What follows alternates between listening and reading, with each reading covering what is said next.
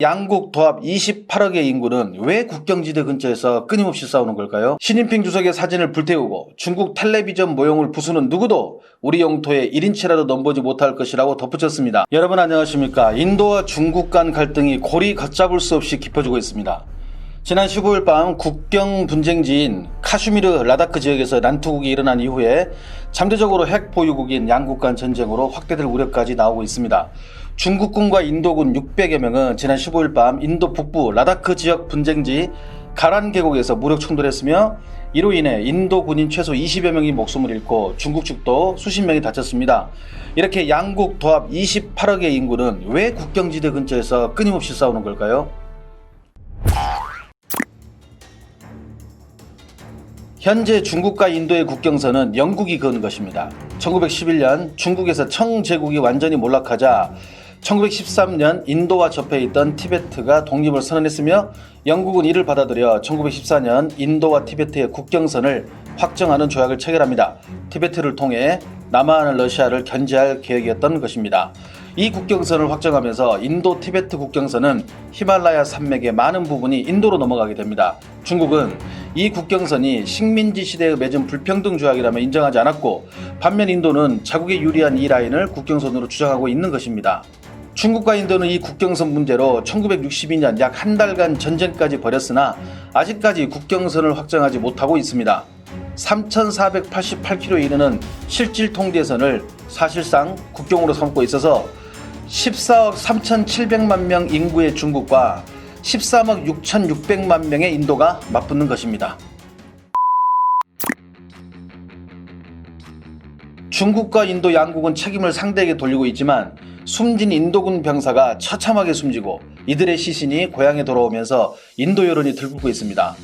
시진핑 주석의 사진을 불태우고 중국 텔레비전 모형을 부수는 등 반중 시위가 벌어지고 있고 사법부 장관까지 나서 음식점에서 중국 음식 판매 금지를 요구하고 있습니다.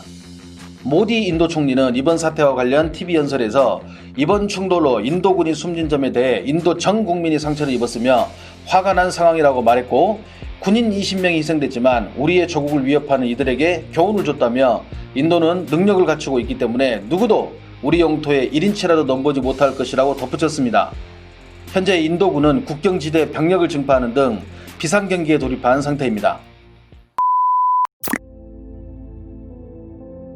이번 충돌로 인도의 대중국 정책은 변화를 불러일으킬 것으로 보입니다. 그동안 인도는 중국과 미국 사이에서 균형점을 찾기 위해 노력했지만 인도는 이번 충돌로 그런 압박에서 벗어날 수 있는 명분을 얻게 된 것입니다. 그렇지 않아도 미국은 중국을 고립시키기 위해 기존의 G7에 한국, 인도, 호주 등을 포함시키려고 했는데 인도는 자연스럽게 미국에 힘을 실어줄 수 있게 된 것입니다.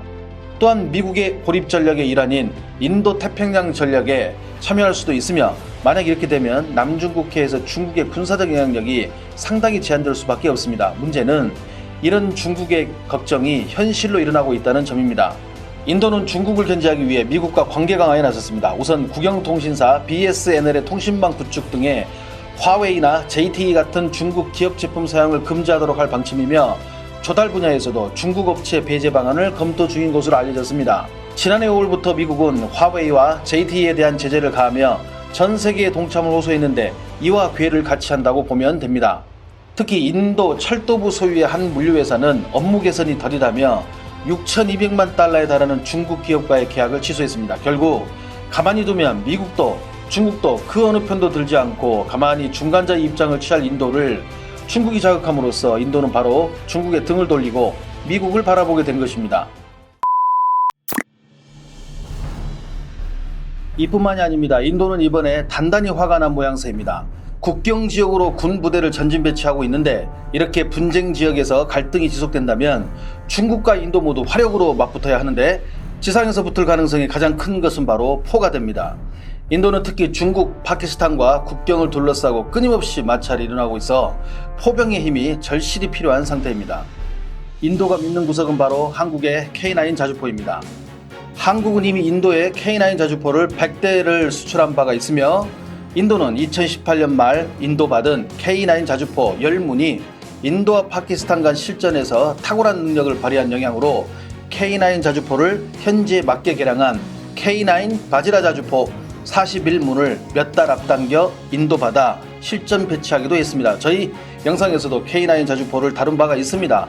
이번 영상에서는 다시 K9 자주포의 특징이나 재원에 대해서는 별도로 말씀드리지 않겠습니다. 다만 중국의 자주포인 PLZ-52에 대해서는 잠깐 알아보도록 하겠습니다.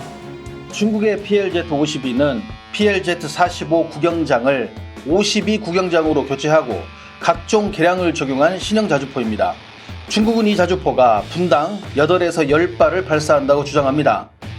세계 탑 클래스에 속하는 K9 자주포가 3분간 분당 6발을 발사하고 완벽한 기계라고 칭송받는 독일의 최강 자주포 PZH-2000의 분당 발사 속도가 8발 정도인데 155mm 자주포에 손을 댄 지 고작 30여 년이 지난 중국이 PZH-2000과 같은 분당 발사 속도를 갖는다는 것 자체가 말이 안 됩니다. 중국은 특히 무기 스펙을 묘사할 때 자국의 무기를 너무 황당하게 부풀리고 타국의 무기는 깎아내리는 경향이 있다고 말씀드린 적이 있습니다. 아마도 15초 급속 사격 능력의 발사 속도를 분당 발사 속도로 말한 것이 아닌가 하는 의구심이 듭니다.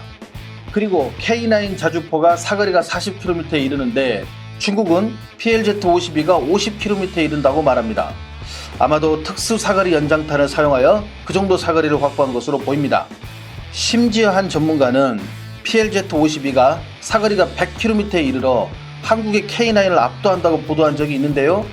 자주포를 미사일과 혼동하고 말한 것이 아닌가 싶습니다. 100km라니요. PLZ-52는 2019년 기준으로 약 320문 정도 생산되었다고 하는데 저 정도 성능을 구비하고 있는데 왜 다른 나라에 수출을 했다는 소식을 들을 수 없는지 아니면 제가 모르는 것인지 모르겠습니다. 결국 인도는 실제로 K9의 성능을 실전에서 맛본 후에 한껏 자신감이 붙은 모양이며 더불어 많은 전문가들이 K9의 압승을 예상하니 이번에 1962년 패배했던 그 치욕을 갚으려 벼르고 있는지도 모르겠습니다. 중국은 경제력에서는 아직 못 미치지만 영토와 인구에서는 결코 뒤지지 않는 이웃을 적으로 돌리지 않기 위해 인도 달래기에 적극 나서고 있는 모양새입니다. 중국이 주도하는 아시아투자개발은행은 중국 인도 양군이 충돌한 이틀 뒤인 17일에 전염병에 대한 대응을 강화한다는 명분하에 인도에 7억 5천만 달러를 대출해줬으며 갑자기 인도 영화를 극찬하며 중국이 인도 영화의 가장 큰 해외 시장으로 인도 영화 산업과 경제에 크게 기여했다고 주장하는가 하면 중국 정부는 국경 긴장이 경제 분야로 확대되는 것을 원치 않는다며 항상 인도에 대해 좋은 의도를 갖고 있고 인도 경제 발전을 방해하려는 의도는 없다고 말했습니다. 안 그래도 전염병으로 팬데믹을 불러일으키고 사과는커녕 오히려 자신들 덕분에 더 커지지 않았다고 자화자찬하는 중국에 전 세계가 치를 떨며 외면하는 가운데 그나마 중립국으로 있던 인도까지 중국에 등을 돌리고 있으니 그야말로 시진핑의 중국몽은 그냥 중국 내에서만 실현되는 자국몽이 될 것으로 보입니다. 향후 양국이 이번 사태를 어떻게 풀어나가는지 유심히 지켜볼 필요가 있을 것 같습니다. 시청해주셔서 감사합니다. 행복한 하루 보내십시오.